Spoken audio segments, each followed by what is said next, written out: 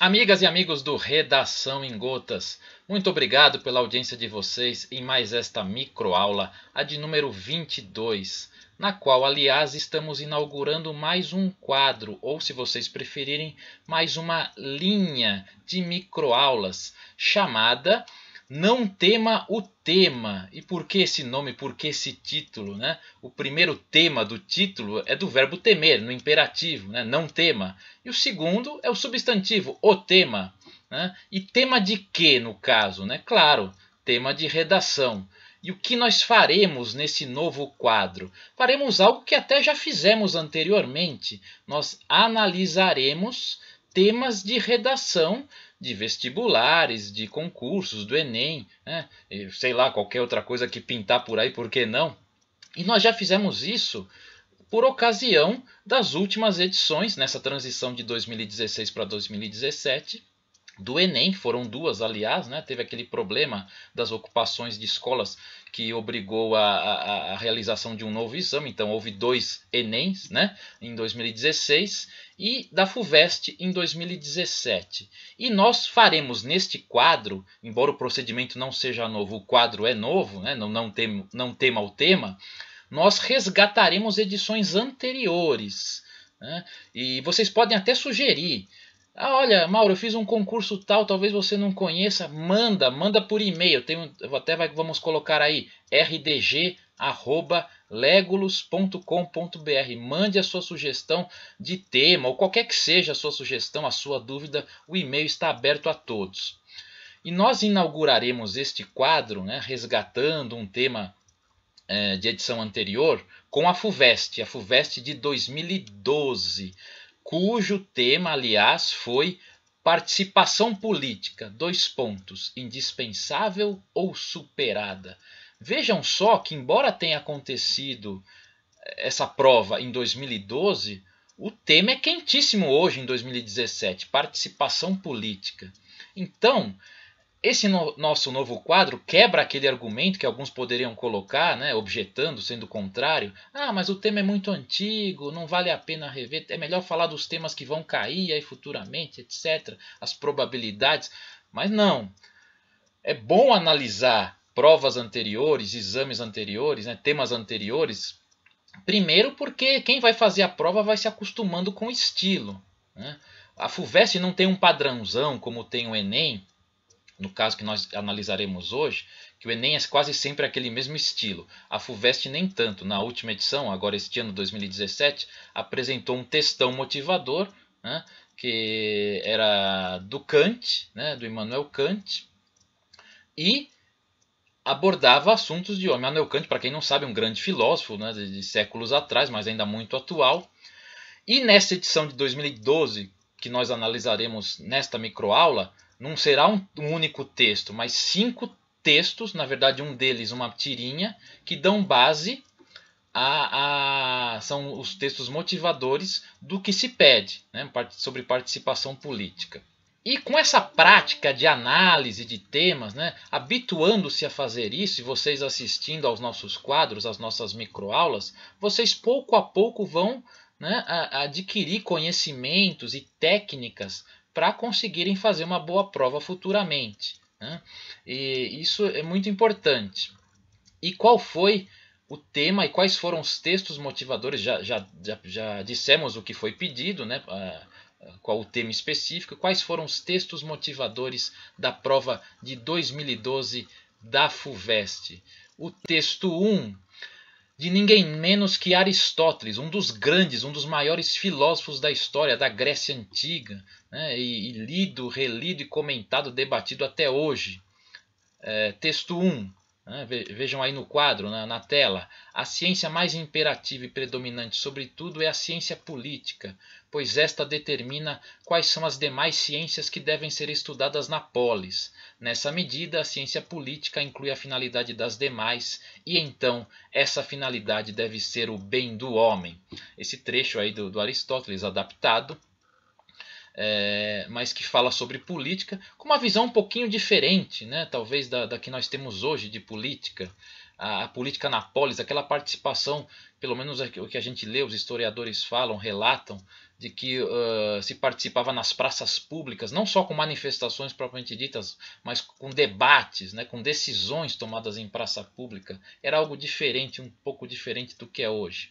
O texto 2 de outros dois grandes filósofos aqui brasileiros e recentes, vivos, né? Mário Sérgio Cortella e Renato Janine Ribeiro, do livro Política para não ser idiota. Esse trecho adaptado é o seguinte: o termo idiota aparece em comentários indignados, cada vez mais frequentes no Brasil, como política é coisa de idiota. O que podemos constatar é que acabou se invertendo o conceito original de idiota, pois a palavra idiotes em grego significa aquele que só vive a vida privada, que recusa a política, que diz não à política. Talvez devêssemos retomar esse conceito de idiota como aquele que vive fechado dentro de si e só se interessa pela vida no âmbito pessoal. Sua expressão generalizada é: não me meto em política. Duas coisas interessantes, né?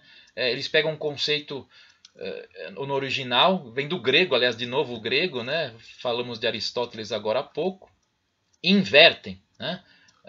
Invertem, na verdade, quer dizer, retomam o conceito original e invertem em relação ao que se diz hoje, e relacionando a política.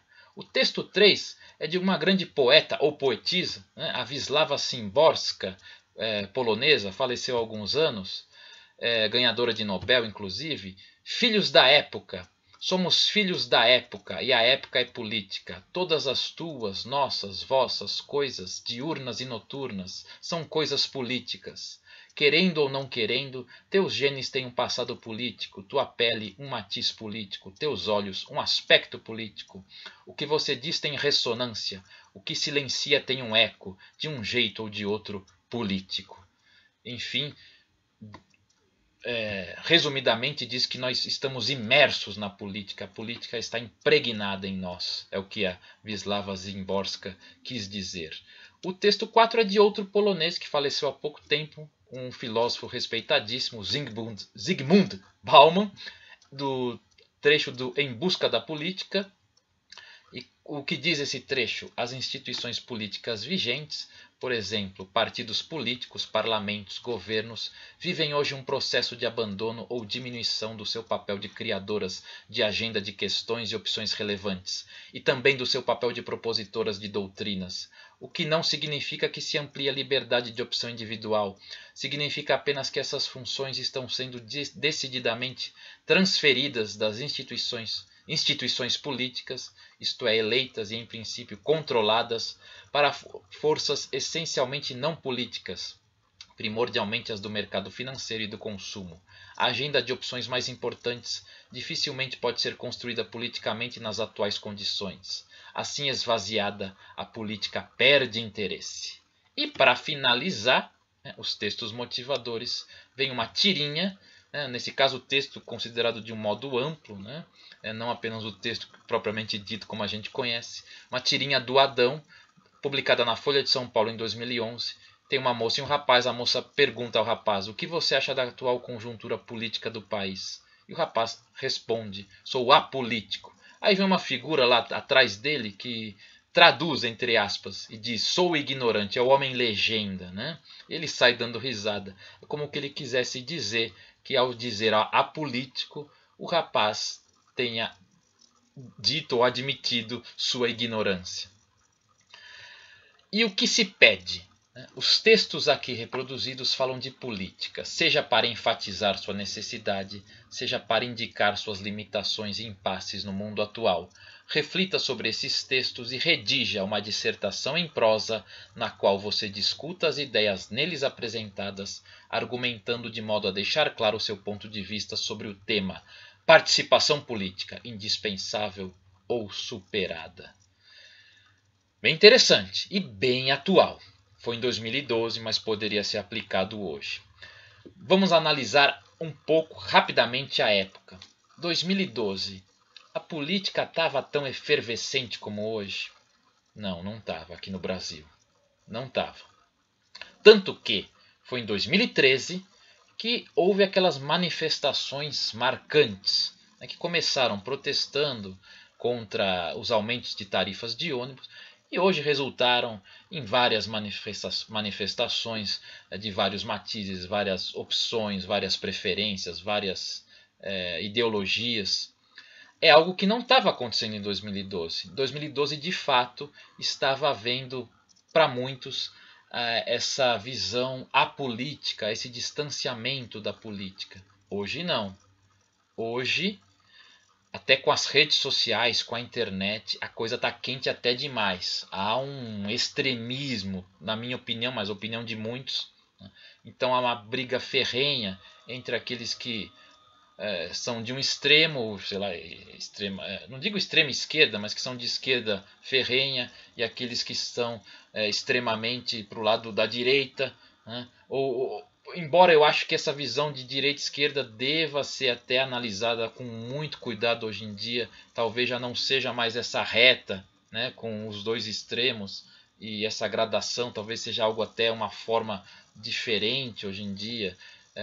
Claro, isso é coisa para os cientistas políticos, os analistas discutirem, mas hoje a coisa está quentíssima, né? É difícil haver até alguém equilibrado procurando enxergar o que é bom tanto num lado como no outro, etc. E encontrar realmente as soluções, que é o que mais interessa, mais do que vencer o debate. Essa é a minha visão. Claro, vocês têm que analisar por si próprios. Mas como nós poderíamos fazer essa prova hoje? Cada um poderia até colocar sua visão política, mais à esquerda, mais à direita, etc. Mas uma boa saída talvez fosse procurar,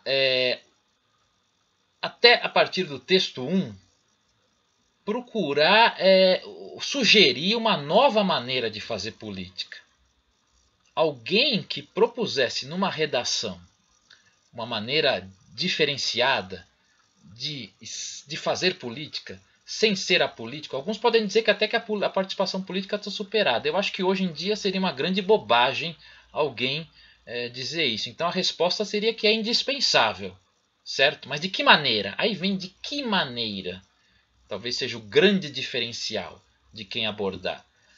Então, talvez fosse propor que a política seja praticada mais ou menos como na época da Grécia. Claro, hoje em dia, claro, em grandes cidades como São Paulo talvez seja muito difícil, Rio de Janeiro ou outras aqui do Brasil, talvez fosse muito difícil fazer um debate público numa praça, mas por que não em locais específicos, ONGs, etc., e fazer debates sem ter aquela posição a priori?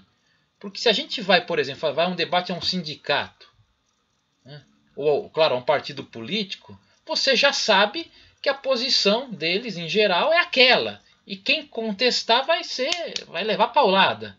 Mas não, por que não haver lugares democráticos, né, lugares em que as diferentes visões possam realmente debater de modo saudável, de modo a encontrar e procurar mais as soluções do que, como eu falei agora há pouco, vencer o debate ou fazer a sua ideia prevalecer sobre o outro.